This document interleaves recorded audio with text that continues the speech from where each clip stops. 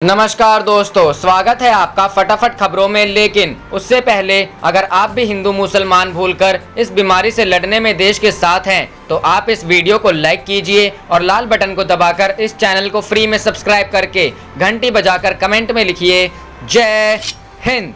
रुख करते हैं पहले खबर की तरफ। कोरोना शिवराज में राहत के नाम पर धांधली, 10 किलो आटे के पैकेट में निकल रहा 7 किलो आटा।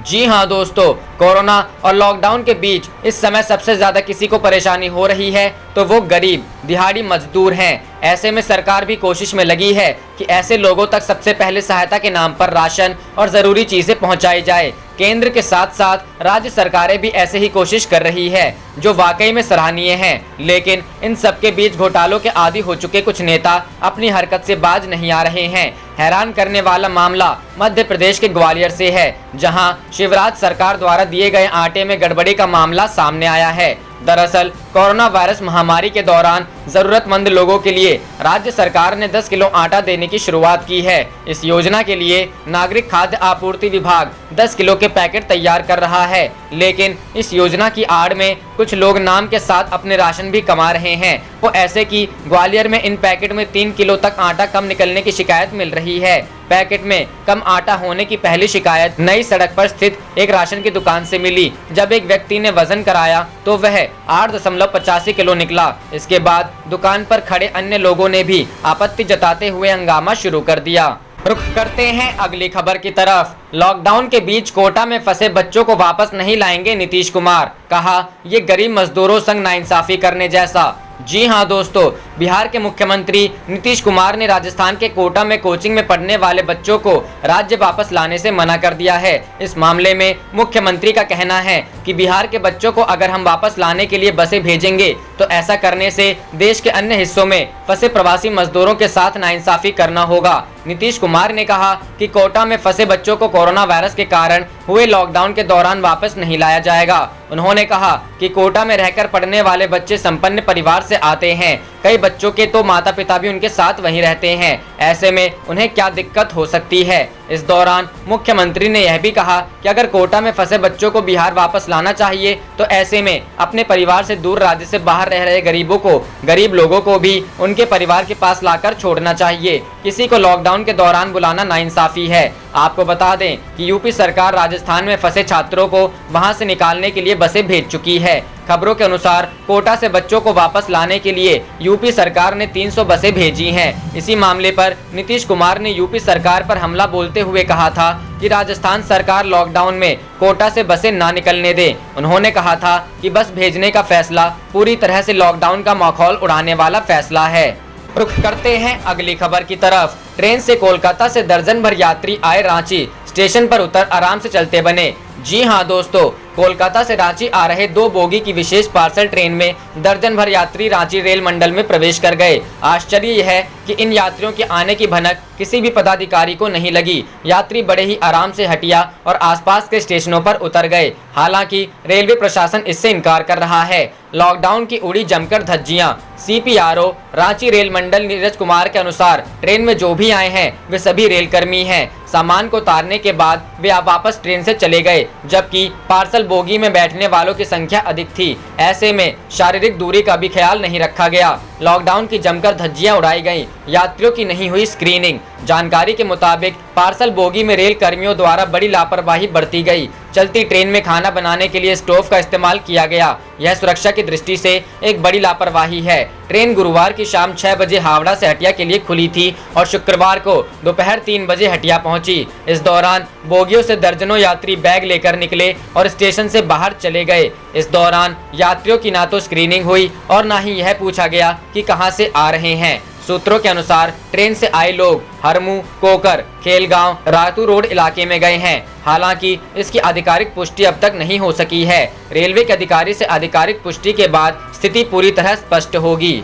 रुख करते हैं अगली खबर की तरफ। मध्य प्रदेश में कोविड-19 के बढ़ते मामले पर कांग्रेस का तंज, शिवराज लाए कोरोना। जी हां दोस्तों, मध्य प्रदेश में कोरोना वायरस के बढ़ते संक्रमण को लेकर प्रदेश कांग्रेस ने मुख्यमंत्री शिवराज सिंह चौहान पर एक बार फिर निशाना साधा है। कांग्रेस ने यह आरोप लगाया है कि राज्य में शिवराज का पहला मकसद उनकी सरकार को गिराना था और इसीलिए देश में लॉकडाउन को सही समय पर लागू नहीं किया गया। इस बीच मध्य प्रदेश में कोरोना संक्रमितों की संख्या बढ़कर 1000 से अधिक हो गई। आधिकारिक जानकारी के अनुसार इंदौर में पिछले 24 घंटों के दौरान 152 नए मामले मिले, जिनमें से 110 मामले दिल्ली भेजी गई। जांच रिपोर्ट में पॉजिटिव पाए गए। इसे मिलाकर इंदौर में कोरोना संक्रमितों की संख्या बढ़कर अब 696 हो गई, जो प्रदेश में सबसे अधिक है। इस बीमारी से इंदौर में अब तक 37 मरीजों की मौत हो चुकी है। मध्य प्रदेश कांग्रेस ने ट्वीट किया, मध्य प्रदेश में यदि शिवराज का कांग्रेस सरकार गिराने का मिशन नहीं होता तो लॉकडाउन पहले ही लागू हो जाता और संक्रमण नहीं फैलता।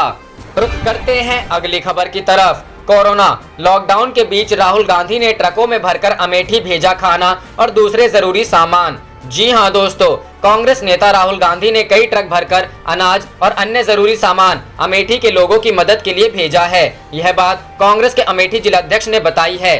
कांग्रेस के अमेठी जिले के अध्यक्ष अनिल सिंह ने बताया कि कोरोना वायरस लॉकडाउन के बीच अमेठी के पूर्व कांग्रेस सांसद राहुल गांधी ने 5 ट्रक भरकर चावल और गेहूं भेजा है। इसके अलावा उन्होंने 1 ट्रक भरकर दालें, कुकिंग ऑयल, मसाले और अन्य जरूरी सामान लोगों के बीच बांटने के लिए दिया है। कांग्रेस के पूर्व अध्यक्ष राहुल गांधी ने शुक्रवार को कहा कि उनकी पार्टी के शासन वाले राज्य कोरोना वायरस महामारी डटकर मुकाबला कर रहे हैं। छत्तीसगढ़ में एक अस्पताल से जुड़ी खबर शेयर करते हुए गांधी ने ट्वीट किया, कांग्रेस शासित राज्य राजस्थान, पंजाब, छत्तीसगढ़ और पुडुचेरी कोविड-19 का डटकर मुकाबला कर रहे हैं। रुख करते हैं अगली खबर की तरफ। प्रियंका की मुख्यमंत्री योगी से अपील, अर्थव्यवस्था संभालने के लिए टास्क फोर्स गठित करे सरकार। जी हां दोस्तों, कांग्रेस महासचिव प्रियंका गांधी वाड्रा ने मुख्यमंत्री योगी आदित्यनाथ को पत्र लिखकर किसानों और कामगारों को कोरोना संकट के इस दौर में राहत देने की मांग की है। उन्होंने पत्र में कहा कि कोरोना ने ज्यादातर क्षेत्रों की कमर तोड़ दी है। ऐसे में हालात को फिर से पटरी पर लाने के लिए आर्थिक पुनर्निर्माण टास्क फोर्स गठित की जानी चाहिए। उन्होंने कहा कि गेहूं की फसल कटाई का समय चल रहा है। प्रदेश में कंबाइन मशीनों से कटाई की इजाजत भी दे दी गई है, पर अभी तक मशीनों के मालिक प्रशासन से भयभीत हैं। उन्होंने कहा कि ज्यादातर मशीनों के चालक दूसरे प्रदेशों से आते हैं, उनके आने की व्यवस्था सरकार की तरफ से की जाए। उन्होंने गन्ना किसानों के तत्काल भुगतान करने के साथ ही फसल खरीदे जाने की गारंटी भी देने की बात कही है। उन्होंने ओलावृष्टि और बारिश से हुई फसलों की बर्बादी का मुआवजा सभी किसानों को फौरन दिए जाने की बात प्रमुखता से लिखी है। उन्होंने कहा कि लाखों बुनकरों की हालत खराब है। उन्होंने मनरेगा मजदूरों के लिए भी आर्थिक पैकेज की मांग की है। रुख करते हैं अगली खबर की तरफ। कोरोना से राज्य में युद्ध जैसे हालात, सरकार 24 तक तैयारियों की स्थिति बताएं, हाई कोर्ट। जी हां दोस्तों, झारखंड हाई कोर्ट ने राज्य में कोरोना मरीजों की बढ़ती संख्या पर चिंता जताई है और इसे युद्ध जैसे हालात बताया है। अदालत ने सरकार से पूछा है कि युद्ध जैसे हालात से निपटने के लिए कितनी तैयारी की गई है, सरकार के पास मैन पावर है या नहीं। 24 अप्रैल तक इसकी जानकारी कोर्ट ने मांगी है। कोरोना की तैयारी से निपटने को लेकर दायर मामले की सुनवाई के दौरान राज्य सरकार ने कहा कि केंद्र सरकार से जो जरूरी संसाधन मांगने के लिए पत्र लिखा गया था उसका कोई जवाब नहीं मिला है और न ही संसाधन ही मिले हैं। जबकि केंद्र सरकार का कहना था कि सरकार सभी राज्यों की जरूरतों को देखते हुए किट और अन्य संसाधन उपलब्ध करा रही है। झारखंड के मामले में अभी तक केंद्र सरकार से कोई स्पष्ट जवाब नहीं मिला है। जवाब दाखिल करने के लिए केंद्र सरकार ने समय की मांग की। इसके बाद अदालत ने सुनवाई 24 अप्रैल को निर्धारित की। लॉकडाउन के मामले पर सरकार की ओर से बताया गया कि हिंद पीढ़ी समेत पूरे शहर में लॉकडाउन का पालन कराया जा रहा है। हिंद पीढ़ी समेत अन्य इलाकों के लोगों के खिलाफ प्राथमिकी दर्ज की गई है। सरकार ने कहा अखबारों में सब कुछ सही नहीं आ रहा है। इस पर कोर्ट ने सरकार को हर दिन कोरोना बुलेटिन जारी करने का सुझाव दिया। रुख करते हैं अगली खबर की तरफ। राजस्थान में फंसे यूपी के छात्रों के लिए सीएम योगी भेजेंगे बसें, भड़के नीतीश कुमार, ये अन्याय। लॉकडाउन के खिलाफ। जी हां दोस्तों, बिहार के मुख्यमंत्री नीतीश कुमार ने उत्तर प्रदेश सरकार द्वारा राजस्थान में फंसे छात्रों को निकालने के लिए बस भेजे जाने के फैसले को गलत ठहराया है। उन्होंने इसे लॉकडाउन के नियमों के खिलाफ अन्याय बताया है।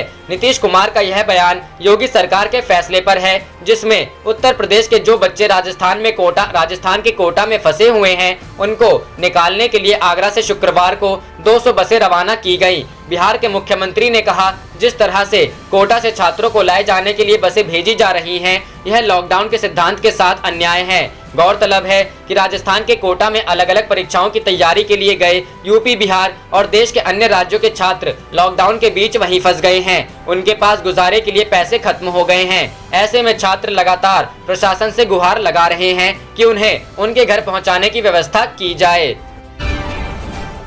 आप देख रहे थे आपका अपना चैनल जय हिंद जय भारत।